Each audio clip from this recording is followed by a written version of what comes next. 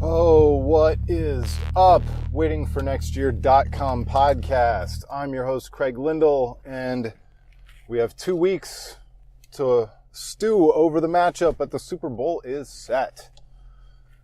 Oh, New England Patriots and the not St. Louis, but the Los Angeles Rams in the Super Bowl. Tom Brady, Jared Goff, Belichick, McVay. The storylines write themselves. Oh, are any of you guys old enough to have your opinions become out of date? This is what I realized with the Patriots, because I moved to Boston in the fall of '97 as a freshman at Boston University. I'm sure a lot of you know this by now. I was there for 4.5 years, because a lot of people go to college for 4.5 years. So I moved home in December, in the middle of the year, and then shortly after I moved home, the Patriots won their first Super Bowl. So my entire experience in the city of Boston was that of the Patriots being a second-class team, a team that almost got moved to Connecticut. That's not really the same as moving a team to Baltimore and changing the name and stealing the team from the entire region. But, they almost lost their team kind of in that Boston municipality. And it was very scary for a small portion of those fans, those Boston sports fans. And that's my memory of Patriots football while I lived there, was that nobody cared about that team. Or it was more of a niche sport. If you can imagine being a Clevelander or being somebody who grew up as a Browns fan, an NFL franchise being a niche sport in town, but when you grow up in Boston in the 70s, 80s, and 90s, first of all, the Red Sox are religion there. It was a baseball first town as far as I could tell. And then the teams that had shown up and become dominant in their sport, the Celtics, of course, you can't help but become a Celtics town when you've got the history that team has and the run.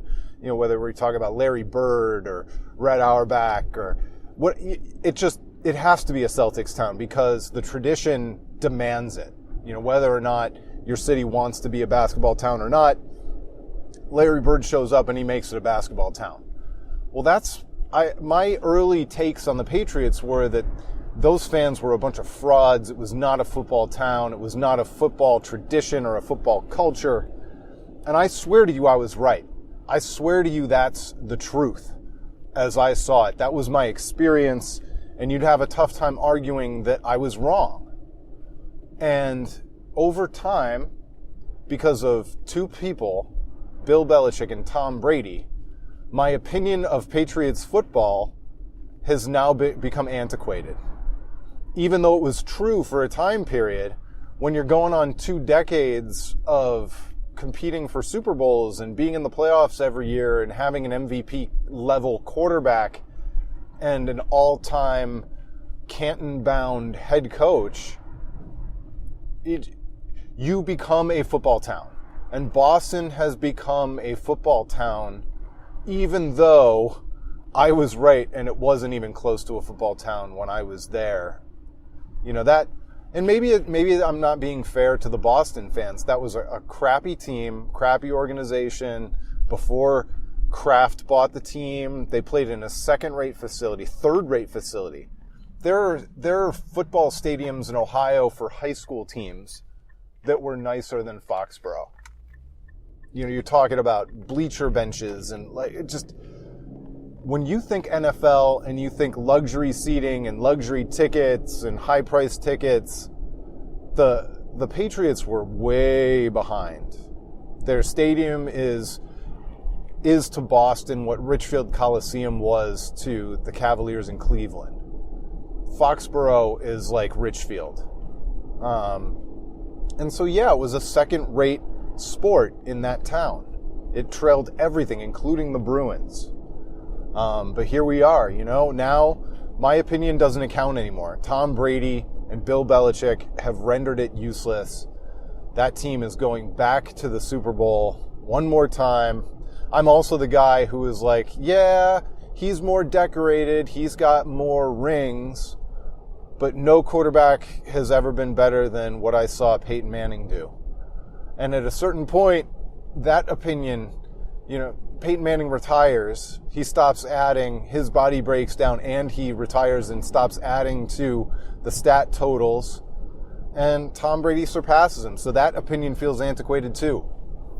I still think there might never have been any quarterback at his peak better than Peyton Manning.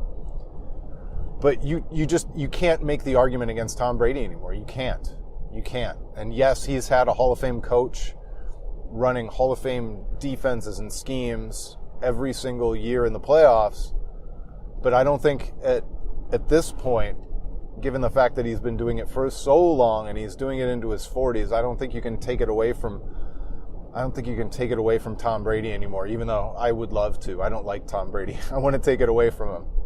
And I've tried to take it away from this team and the fans, and because I got hate in my heart, sports hate in my heart for the Patriots, and pretty much, after jousting with Boston sports fans for 4.5 years and obviously continued thereafter, just because you move away doesn't mean that you stop jousting with those fans.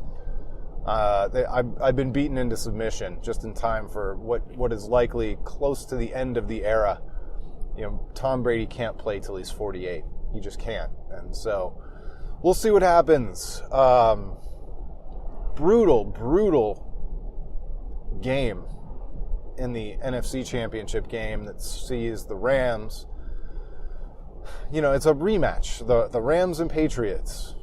Just how many, 17 years later or whatever. But it's kind of gross because the Rams are Los Angeles, and maybe it was gross that the St. Louis Rams were the ones that were in the Super Bowl last time. I don't know, but Los Angeles sports fans are just a different animal.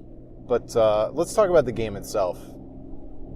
I'm pretty sure the national sentiment was most people wanted the New Orleans Saints to win. People wanted Drew Brees to make it back there one last time. They wanted Brees versus Brady. And instead, we've got McVay. We've got Jared Goff. And we've got the non-call heard around the world because that on, I don't remember what down it was. Maybe it was third down, whatever. But a blatant pass interference. Maybe if it had been college, it would have been a targeting pass interference, I think. And goes uncalled.